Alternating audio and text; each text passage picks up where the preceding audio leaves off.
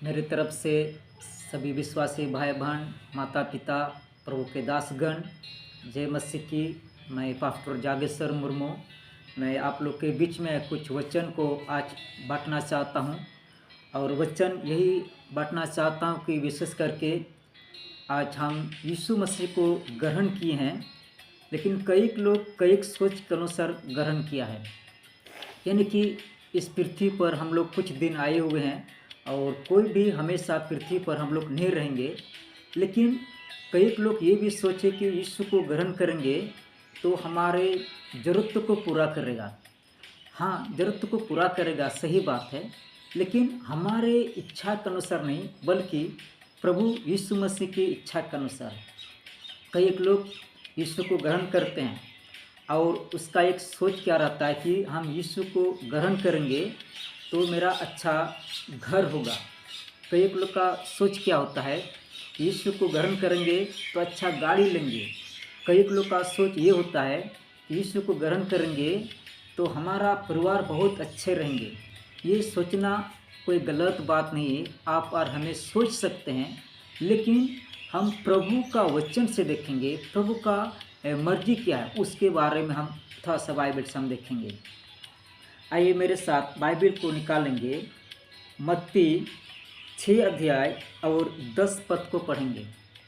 मत्ती 6 अध्याय 10 पद, और बाइबल में इस प्रकार लिखा हुआ है, तेरा राज्य आए, तेरी इच्छा जैसे स्वर्ग में पूरी होती है वैसा ही पृथ्वी पर भी हो।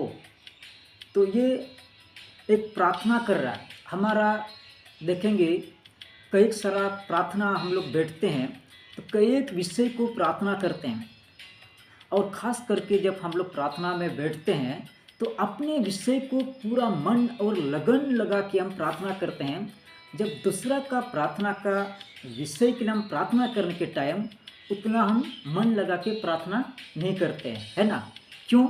हम सोचते हैं कि प्रभु मेरा प्रार्थना सुने, मेरा अच्छा घर हो, मेरा अच्छा गाड़ी हो, मेरे अच्छे बच्चे पढ़ाई करें।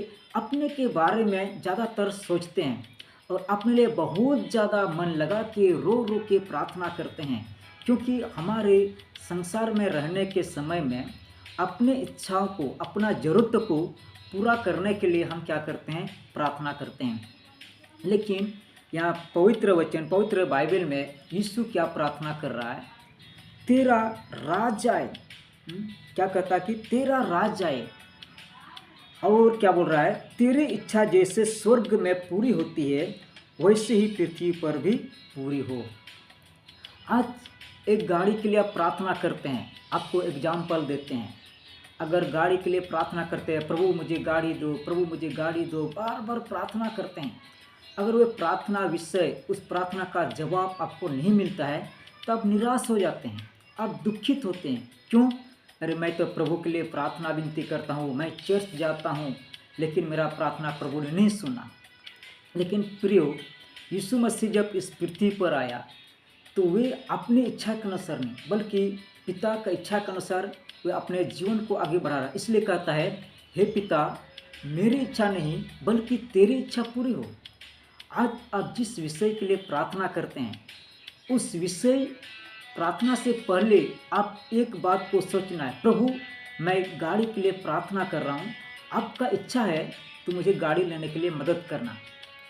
आप प्रार्थना कर रहे हैं, प्रभु मुझे एक अच्छा घर सुंदर से बनाना है, लेकिन ये भी प्रार्थना करना है कि प्रभु आपका इच्छा है तो मुझे अच्छा सुंदर घर बनाने के लिए मुझे मदद करना है।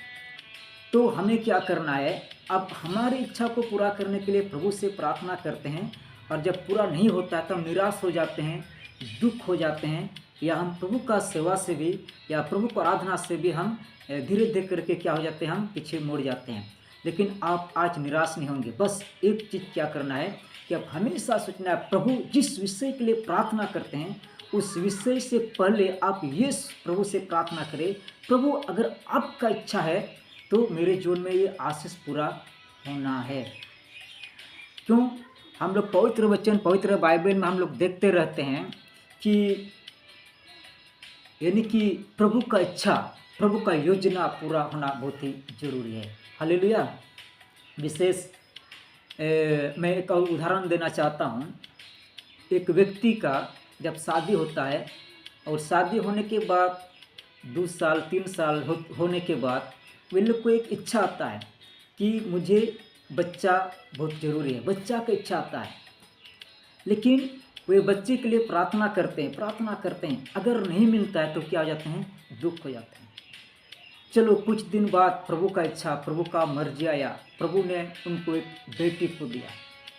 प्रभु को धन्यवाद किया, प्रभु मुझे एक बेटी को दिया।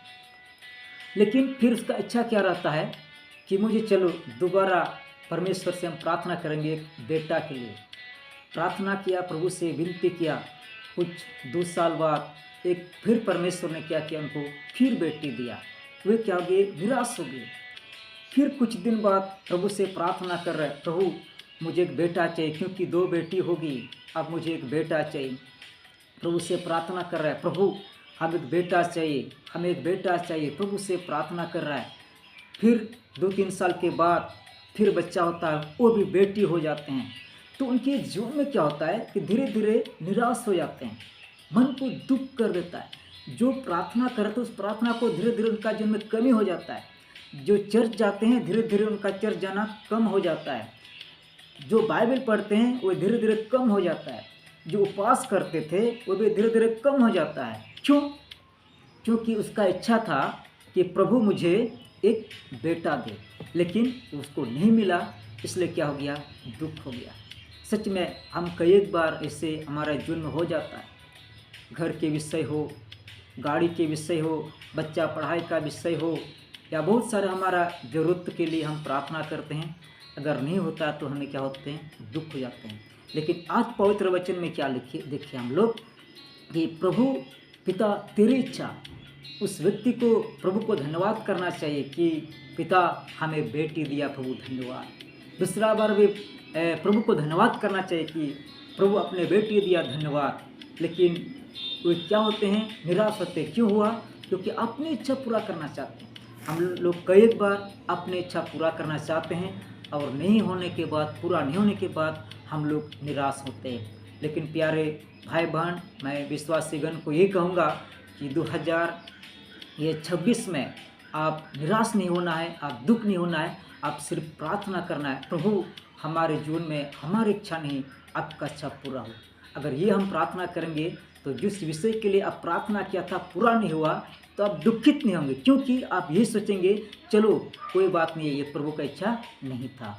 तो आइए हम प्रार्थना करेंगे कि प्रभु से प्रार्थना करें, प्रभु ये 2026 में मैंने अच्छा एक सुंदर वचन को सुना है, इसलिए मैं हमारी इच्छा नहीं, आपका इच्छा पूरा होने के लिए मैं अपने जीवन को समर्पित करते हुए करके हम चले 1 मिनट मेरे साथ प्रार्थना करें। स्वर्गीय पिता परमेश्वर, हम धन्यवाद देते हैं प्रभु।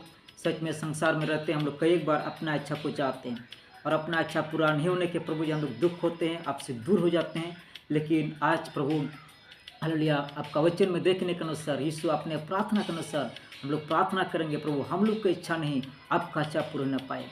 हम लोग का जीवन पवित्र माँ तेरे हाथों में, हम लोग का जीवन आपके हाथों में समर्पित करते हैं, तेरी इच्छा पूरी हो जाए यीशु मसीह के नाम से, आमीन।